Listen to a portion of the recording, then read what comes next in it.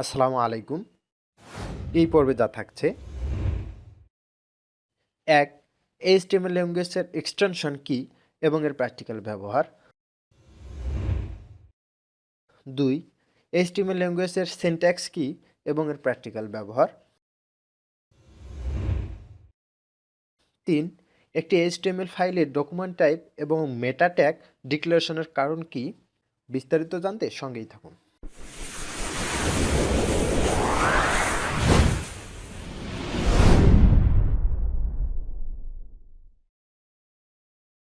Welcome back to my YouTube channel learn with ফেয়ারের পক্ষ থেকে পুরোটা সময় জুড়ে সঙ্গে আছে আমি রাহাতুল রাব্বি। চলুন শুরু করা যাক। গত পর্বে আমরা এইচটিএমএল ল্যাঙ্গুয়েজ শিখতে যা যা প্রয়োজন অর্থাৎ ১. টেক্সট এডিটর ইনস্টল করা সম্পর্কে জেনেছি। ২. ওয়েব ব্রাউজার ইনস্টল করা। ৩. ফাইলের এক্সটেনশন প্রদর্শন করা সম্পর্কে জেনেছি এবং জেনেছি এইচটিএমএল ল্যাঙ্গুয়েজ একটি ওয়েব ব্রাউজারে যেভাবে কাজ করে। আজকে আমরা এইচটিএমএল ল্যাঙ্গুয়েজের এক্সটেনশন সম্পর্কে আলোচনা করব। চলুন জেনে আসি এইচটিএমএল ল্যাঙ্গুয়েজের এক্সটেনশন কিভাবে কাজ করে। ১. কম্পিউটারে ব্যবহৃত প্রতিটি ফাইল বিভিন্ন প্রোগ্রামিং ল্যাঙ্গুয়েজ এর নিজস্ব এক্সটেনশন রয়েছে। যেমন আমরা জানি অডিও গানের জন্য MP3, ভিডিও গানের জন্য MP4, ইমেজের জন্য .png, .jpg ইত্যাদি এক্সটেনশন রয়েছে। ঠিক তেমনই এইচটিএমএল ফাইলের জন্য এক্সটেনশন হচ্ছে .html or .htm। চলুন আমরা প্র্যাকটিক্যালে কিভাবে একটি এইচটিএমএল ফাইল এক্সটেনশনের সহিত ক্রিয়েট করতে হয় দেখে আসি। প্রথমে আপনি যেখানে ফাইলটি ক্রিয়েট করতে চান কিংবা আপনি ডেস্কটপেও করতে পারেন, আমি আমার ডেস্কটপের মধ্যে দেখাচ্ছি। যেখানে আপনি ফাইলটি ক্রিয়েট করবেন সেখানে আপনি আপনার মাউসের কার্সরটি রেখে মাউসে রাইট ক্লিক করবেন, দেন নিউ, দেন টেক্সট ডকুমেন্ট। তো টেক্সট ডকুমেন্টের যে কোনো একটি নাম দিতে পারবেন আপনি আপনার ফাইলের আপনার ইচ্ছা মতো। তবে আমি আমার ফাইলের নাম দিচ্ছি ইন্ডেক্স এবং এক্সটেনশন হিসাবে এখানে দেওয়া আছে .txt। তবে আমি এক্সটেনশন হিসাবে যেহেতু এইচটিএমএল ফাইল ক্রিয়েট করতেছি সেহেতু আমি এক্সটেনশন হিসাবে দিব .html, দেন ইন্টার এস।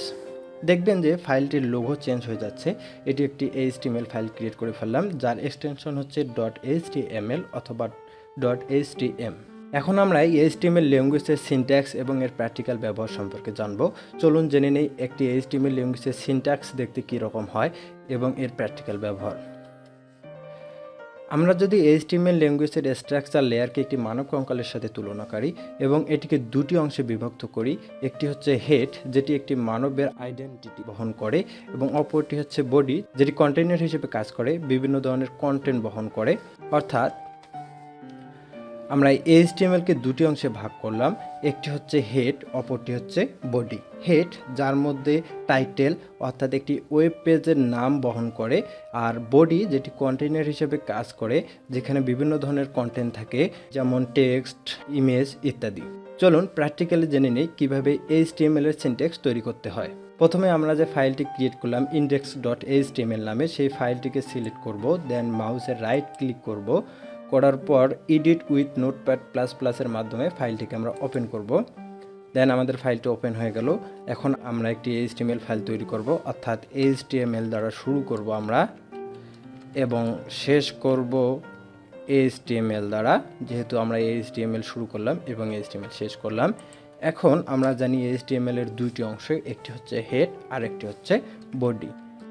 এখন যদি আমরা হেড শুরু করি, আমরা হেড শুরু করলাম, যেহেতু শুরু করেছি সেহেতু আমাদের হেড শেষ করতে হবে। দেন আমরা হেড শেষ করলাম। আবার আরেকটা অংশ জানি আমরা হলো বডি, যেটা হলো বডি শুরু করলাম এবং বডি শেষ করলাম। এবং আমরা এটাও জানি যে হেডের মধ্যে আমাদের টাইটেল থাকে এবং বডি যেটি কন্টেইনার হিসেবে কাজ করে বিভিন্ন ধরনের কন্টেন্ট থাকে। তাহলে আমরা হেডের মধ্যে আমাদের টাইটেলকে লিখে ফেলি, অর্থাৎ টাইটেল শুরু করলাম এবং টাইটেল শেষ করলাম। এখন টাইটেল যেটা আমাদের ওয়েবসাইটের নাম বহন করবে, অর্থাৎ আমরা ওয়েবসাইটের নাম কি দেব সেটি এখানে আমরা লিখব। যেহেতু আমি আমার টাইটেল হিসেবে লার্ন উইথ ফেয়ার ব্যবহার করতেছি, আপনারা আপনার মতো ব্যবহার করতে পারবেন। এবার চলে আসুন বডিতে আমরা যাহাই লিখব তাই আমরা ওয়েব পেজ কিংবা ওয়েবসাইটে দেখতে পারবো, যেখানে বিভিন্ন ধরনের কন্টেন্ট থাকতে পারে। যেহেতু আমাদের এটি প্রথম প্রোগ্রাম সেহেতু আমি এখানে হ্যালো ওয়ার্ল্ড প্রিন্ট করার মাধ্যমে দেখাবো। Hello world. হয়ে গেল আমাদের HTML সিনট্যাক্স লেখা। এখন আমরা দুটি জিনিস এক্সট্রা অ্যাড করব এবং এটি কেন অ্যাড করব সেটি আমি পরে ব্যাখ্যা করতেছি। সর্বপ্রথম আমরা যে ফাইলটি ক্রিয়েট করছি তার প্রথমে doctype HTML লিখব এবং আরেকটি জিনিস অ্যাড করব, সেটি হলো হেডের মধ্যে। আমরা হেডের মধ্যে একটি মেটা ট্যাগ অ্যাড করব এবং এটি কেন অ্যাড করব সেটি আমি বিস্তারিত বলতেছি। এবং এটার মেটা ট্যাগের অ্যাট্রিবিউট হিসেবে ক্যারেক্টার সেট ব্যবহার করব এবং এর ভ্যালু হিসেবে আমি UTF-8 ব্যবহার করব এবং এর কোনো ক্লোজিং ট্যাগ নেই, সুতরাং এখানে শেষ হয়ে গেল আমাদের HTML ফাইল ক্রিয়েট করা। চলুন ফাইলটিকে আমরা এখন সেভ করে নিই। ফাইল দেন সেভ।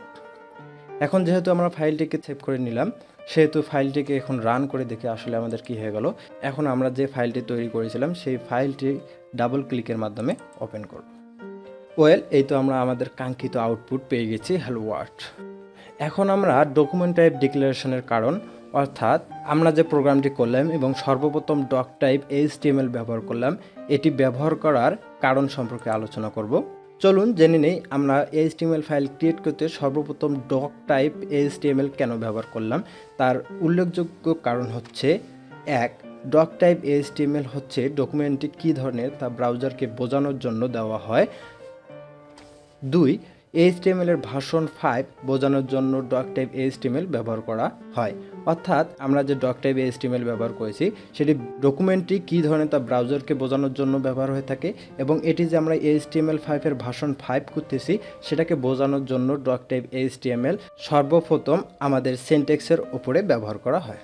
এখন চলুন আমরা যে টাইটেলের মধ্যে মেটা ট্যাগ ব্যবহার করেছি, যার অ্যাট্রিবিউট হিসেবে ক্যারেক্টার সেট এবং ভ্যালু হিসেবে UTF-8 ব্যবহার করেছি, এর কারণ কি? অর্থাৎ আমরা যে এখানে হেডের ভিতরে টাইটেলের উপরে মেটা ট্যাগ হিসেবে ব্যবহার করেছি এবং মেটা ট্যাগের অ্যাট্রিবিউট হিসেবে ক্যারেক্টার সেট ব্যবহার করেছি এবং ভ্যালু হিসেবে UTF-8 ব্যবহার করেছি।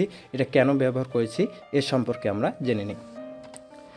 এক, মেটা ট্যাগ ব্যবহারে একটি ওয়েবসাইট সার্চ ইঞ্জিন অপটিমাইজেশন অর্থাৎ SEO ফ্রেন্ডলি হয়ে থাকে। দুই, একটা ওয়েবসাইটের সমস্ত লেখা কোন ফরম্যাটে থাকবে সেটা নির্দেশ করার জন্য ক্যারেক্টার সেট অ্যাট্রিবিউট ব্যবহার করা হয়।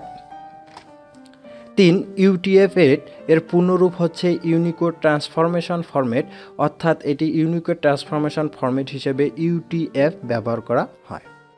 বন্ধুরা, এই ছিল ভিডিও, আশা করি ভালো লেগেছে। আর যদি ভালো লেগেই থাকে ভিডিওটিতে একটি লাইক দিবেন, বন্ধুদের সাথে শেয়ার করবেন, কমেন্ট করে মন্তব্য জানাবেন এবং আপনি যদি এই চ্যানেলটিতে নতুন হয়ে থাকেন তাহলে অবশ্যই চ্যানেলটিতে সাবস্ক্রাইব করে পাশে থাকা বেল বাটনটিতে ক্লিক করে রাখবেন যেন পরবর্তীতে আসা ভিডিওটি সবার আগে আপনি দেখতে পারেন। এরই সাথে আগামী ভিডিও দেখার আমন্ত্রণ জানিয়ে আজ এখানেই শেষ করছি। আশা করি সাথে থাকবেন। সে পর্যন্ত সুস্থ থাকবেন। আল্লাহ হাফেজ।